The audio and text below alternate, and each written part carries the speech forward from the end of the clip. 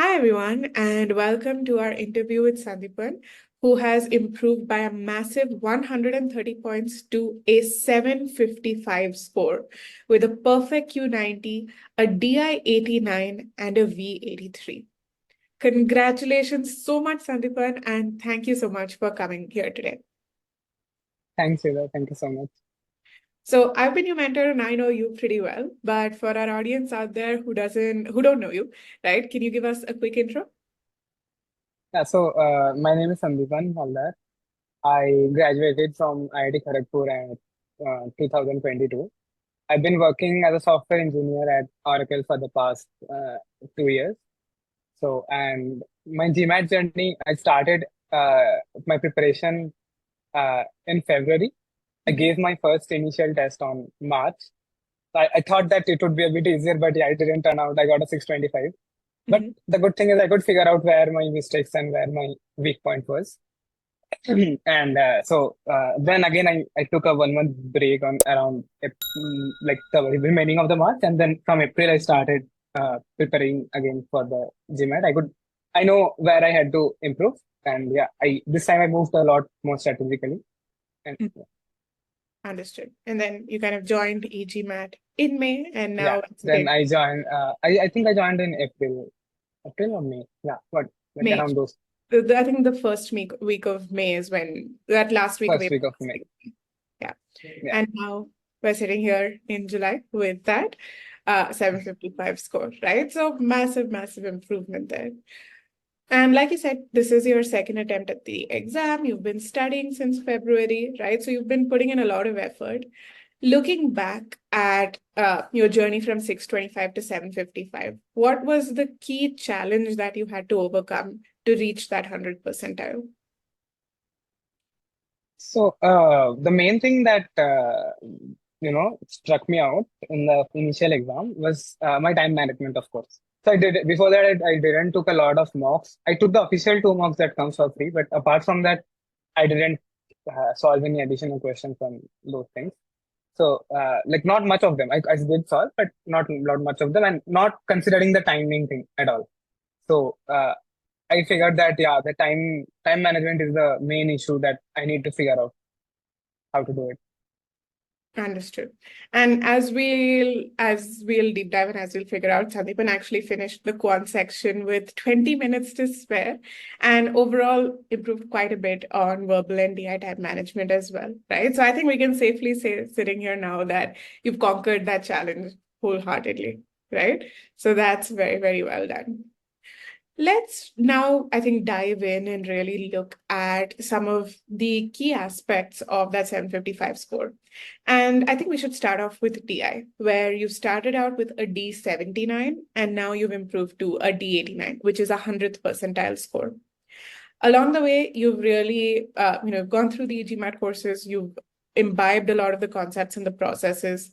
What do you think are the key skills and skill sets that really helped you achieve this score? So the thing that was kind of the final piece of my puzzle, that was that Master Comprehension course that comes at the start of the eGMAT. Like so basically it comes under the verbal section, but it will help you not just in verbal but in all three of them, like all three sections. The Master Comprehension. So basically, in a lot of questions, we have a kind of a backstory or a lot of contextual information. And to figure it out, like to understand what it's trying to say, the Master Comprehension part is really, really helpful. Like that's one of the most, like everyone should go through it, because once you, like, half of your job is done if you are able to master it properly. Mhm. So in terms of skill sets, what did you really actually learn in Master Comprehension? Like what did it equip you to do? Also, lots of, like, initially the pause points were pretty helpful. So knowing the, like, I know it sounds pretty simple that you need to pause, but like once you know which is the right point to pause, it will and you execute it properly over the course of the exam, it will save you a lot of more time over the whole period. Mhm. Like even if you save around 5 seconds for each of the question, it will add up to a huge amount. Understood. Pause points are pretty important. Again, the context of the sentence in the whole passage, or the context of the sentence, like what function, like understanding those parts. So let's say what I'm trying to say is, even if it's not a bold-faced question where you need to find out the function of each of the parts, you can still, but you do it subconsciously in any statement that you encounter. So it will help you at the end of the day. Understood. So it really, I think, allowed you to internalize everything that the question was saying and have a deeper level of clarity when you were going in, correct? Exactly. Understood.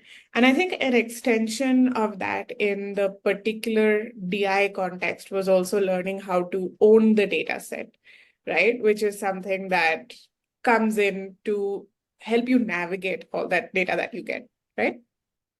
Yeah, so like again, just like master comprehension is, the main part in verbal, owning the data set is the main part in behavior. Without it, you can't go ahead. Like you have to know how to interpret what the data set is trying to portray, so that you can move ahead with the question. Mm-hmm. Again, like it seems like a pretty simple thing to say, but yeah, you have to do it. Like apart from that. Understood. And when you really compare what your pre and post owning the data set DI knowledge, right? How did this skill set, in terms of your execution of actually tackling a DI question, how did that really change things for you? What changes did you see? So like initially what was happening was, so like I gave an example, like let's say there is a table analysis question. You need to check the validity of three statements. So if you don't know what was happening with me initially is that by the time I reached the third sentence, I kind of got lost on what I did with the first one, right? And I like there was a fear in the back of my mind that maybe I need to double check it. And so I started double checking, and I solved the first sentence again. So this is fine for one question, but if it keeps on happening for each and every question, you will face a lot of time issues at the end, right? So, but what happens when you own the data set is like, at the back of your mind, you will be pretty confident that, yeah, I have tackled the sentence. I'm sure I have done it correctly. I can move forward without any fear. So there is no fear that builds up with the passage of each question. That doesn't happen. And in case you need to verify like something, like whether you did it correctly or not, you will be able to do it a lot more quickly. Like even if you need to double check something, since you know what the data set and the overall, like understand the data set very well, you will be able to do it pretty quickly instead of going again from the start trying to jot down everything. Understood. And in a section like DI, where so many of these questions have multiple parts that you have to get correct to, get the entire question correct, having that advantage is essential. Otherwise, you won't be able to reach. Yeah, like it helps a lot with, like, as the question keeps on coming, it will help you a lot over the whole period. Absolutely right. Right. And like I said, these are small changes that end up being a big one. Like adding them up, it is a big advantage that you have over. Right. So then to really say it, improvement in DI, it's not as though you have to kind of reinvent the wheel and learn all these new and kind of groundbreaking strategies. It's about working with the processes that you already know and really refining them and giving them retargeting, essentially, to tackle the right things. Yeah, absolutely. Like just knowing most of the basics things, how to do it, and just execute them properly. That's it. Like you don't need anything. But yeah, you could always figure out like what works. So one thing that I took differently was in the MSR question, I always used to go for the question statement first, because what I felt worked for me. Like I felt that what I thought was like MSR contains a lot of information that we don't use, right? Like it will have a lot of more information than needed. So what helped me was initially I just read through the question statement, then I tackled the whole passage. So yeah, you could like there would be something that works for you and maybe not for everyone, but that's another thing. But at the end of the day, you have to know what the dataset is trying to say to answer that MSR question also. Understood. So that's and I think we can really see the impact of those efforts when I look at your Scholaranium. Because when I look at your Scholaranium here, I can really see that for all of these sections, you have, quite frankly, brilliant accuracies, right? We're in the 80s, we're in the 90s for all of these sections. And this is not on an insubstantial data set, right? When I look at it, you've attempted a decent amount of questions and everything, and you've consistently really hit those high scores across. So it's the evidence of your efforts is very, very clear. So that's, again, really fabulous job, right? Thank you so much. On the quant side, you improved from a Q84 to a Q90. Now, given your background, you were already strong in quant, but I think you made some key changes in your mindset towards the quant section that really helped you improve, right? What were those changes? So one of the major thing was instead of, so initially in the 625 score, I attempted quant at the end. So I thought I would be mentally fatigued, so I might as well took my strongest part there.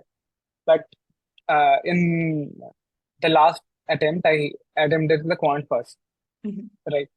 And I know that quant is a pretty competitive section where even if you make one mistake, it will punish you pretty hard, and like recovering from that is pretty difficult. But my suggestion would be just if you are strong at quant, just you don't need to think that I have to get each of them correct, otherwise my score will be down. There is nothing.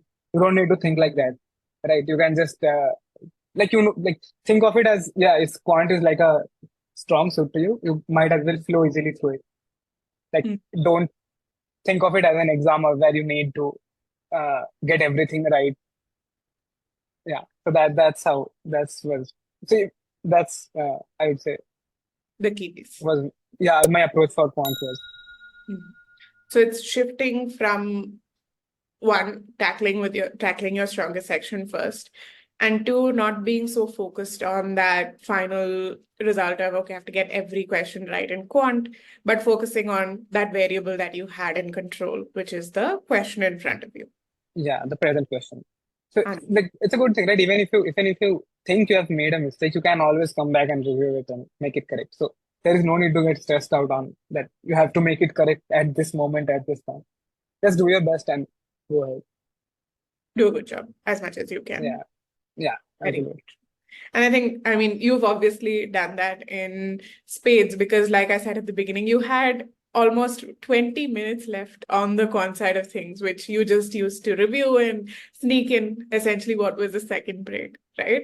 So I think that change in approach and change in management, it really, as we can see, paid off because now you have that perfect Q90 score. So kudos there as well, right? Thank you so much.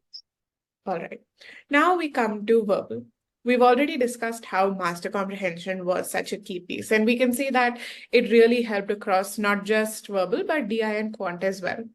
Aside from that, I know that in RC, you actually improved all the way up to the 80th percentile in this attempt, right? So what were the strategies that really helped you in RC to make that change and push for a better score? So in my initial attempt, I was pretty bad at RC. I think around overall there were 14 questions in RC, and I got only 5 of them correct. Right.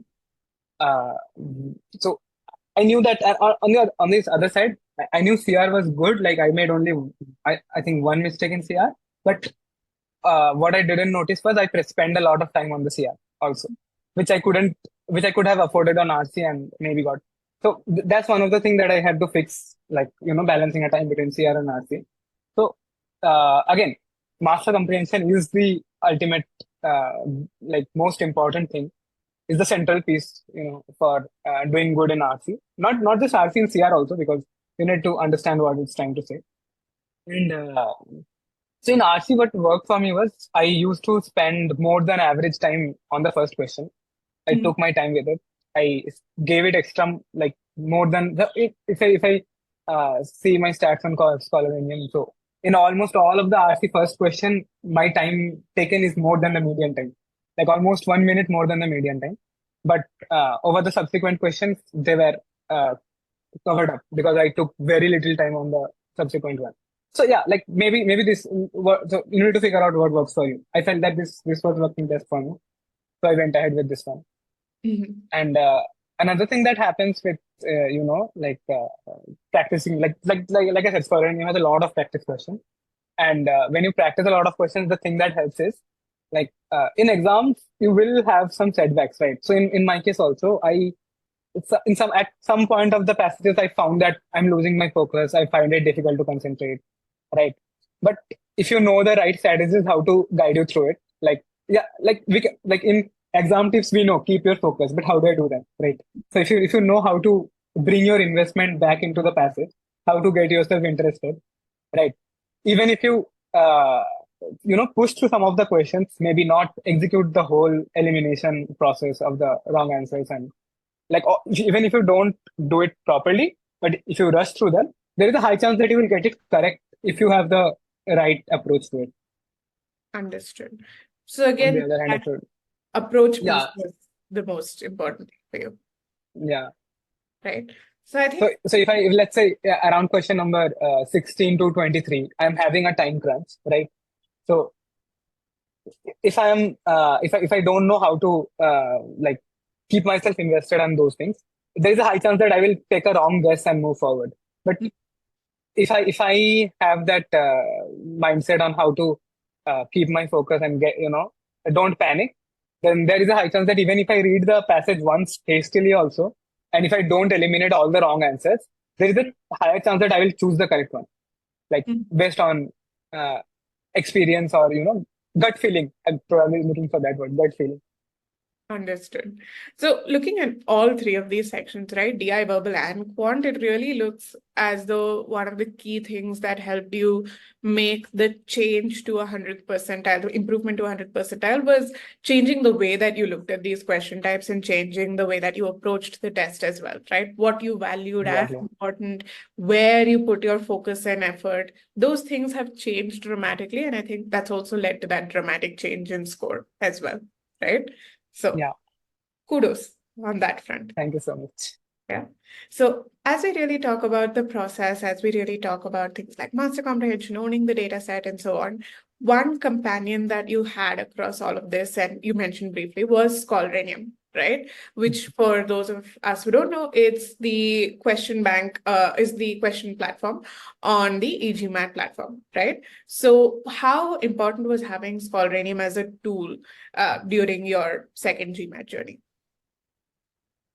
Yeah, so like Scholaranium, again, it was so in my case, I felt that I didn't need to revise a lot of theory, but I need to know.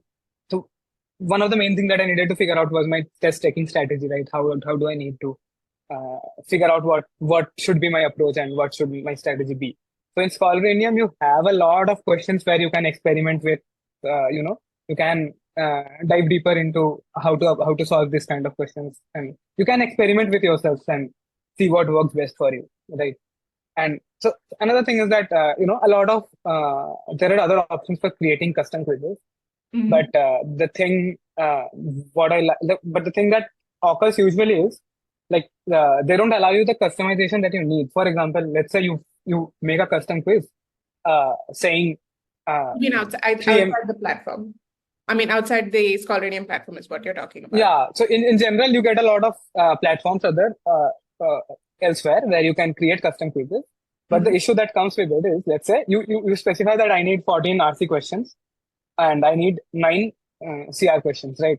So the 14 RC questions, they kind of get distributed to various passages. Like it's not like the 3, 3, 3, 4. Like it doesn't always come in an equal split.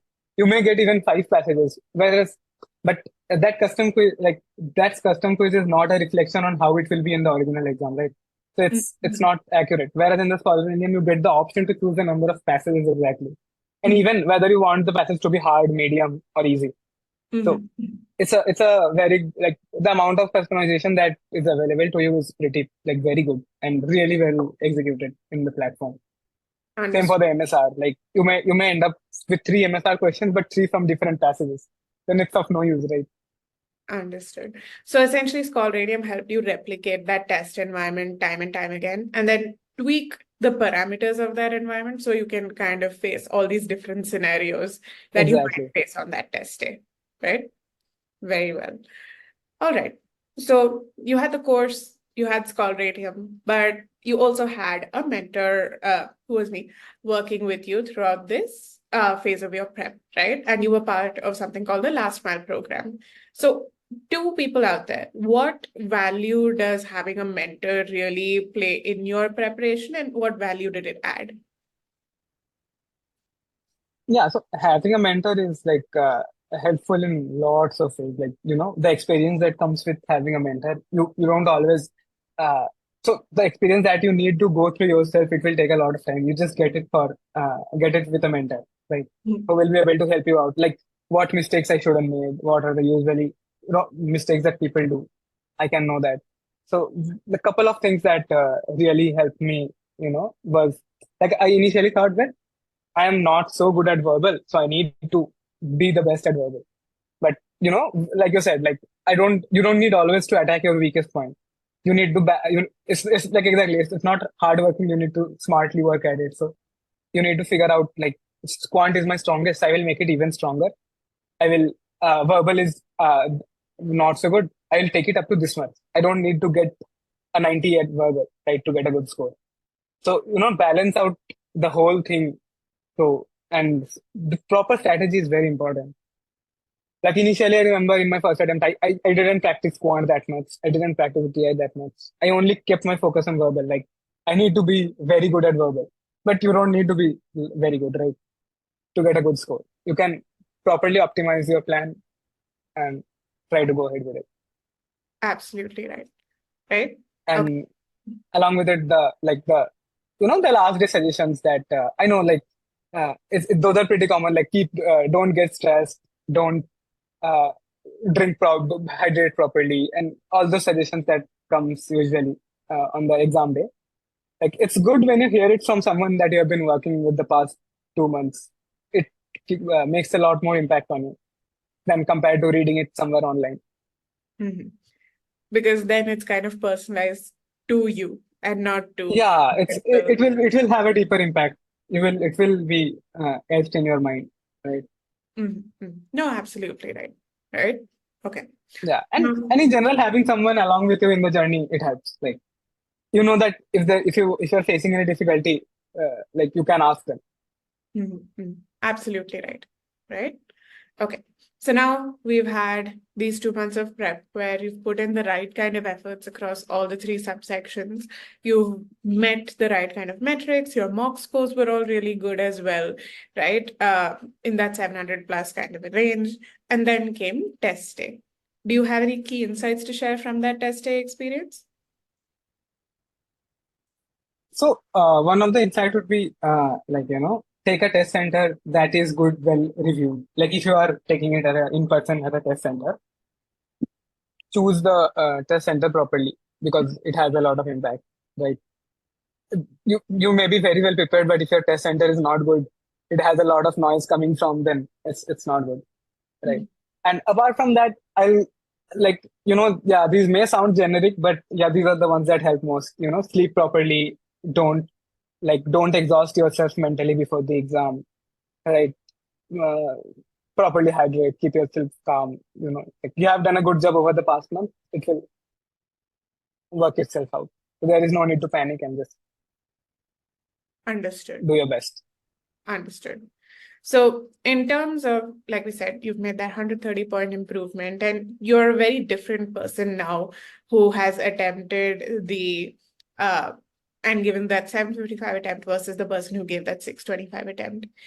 If you had to give a piece of advice to people out there on how to actually execute and make such an improvement to the 100th percentile, what advice would that be?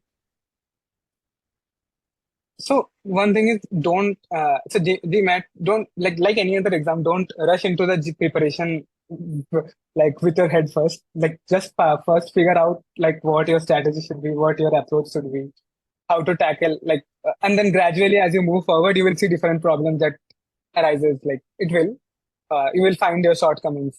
Then tackle them gradually. You don't need to. Uh, the most thing is keep a strategy with you. Like, don't just like the mistake that I did initially was I didn't figure out the strategy. I just knew that I need to practice verbal and go to the exam. So that obviously that didn't work out. It won't, right? So Mhm. the correct approach and the correct strategy is very, very important. Like, Absolutely. you need to figure out what works best for you. Absolutely. You can't just brute force your way into that 100th percentile score. It has to be a strategic movement across. Yeah, exactly. And you need to figure it out yourself. So, Yeah, like, what works best for you. absolutely so. Right. I think that's extremely important advice. And I think that applies to people regardless of where they are in their prep. It's a good it's a good idea to just take a step back and evaluate, am I doing the right Yeah, things for my score and my target and where I want to be, right? So I think that's really, really key. But again, once more, congratulations on the amazing 755 score, that 130-point improvement, that D89, Q90, really phenomenal stats across the board, Sandipan. From thank you so the much. from the entire eGMAT team, we're so proud of you and we're so happy to have been part of the journey. And for everyone out there, I hope that Sandipan's story and his insights have really helped you make or take the first step towards making the right decisions for your preparation. If you have any questions, you can always reach out to us. But until then, all the best, happy learning, and take care. Bye, everyone.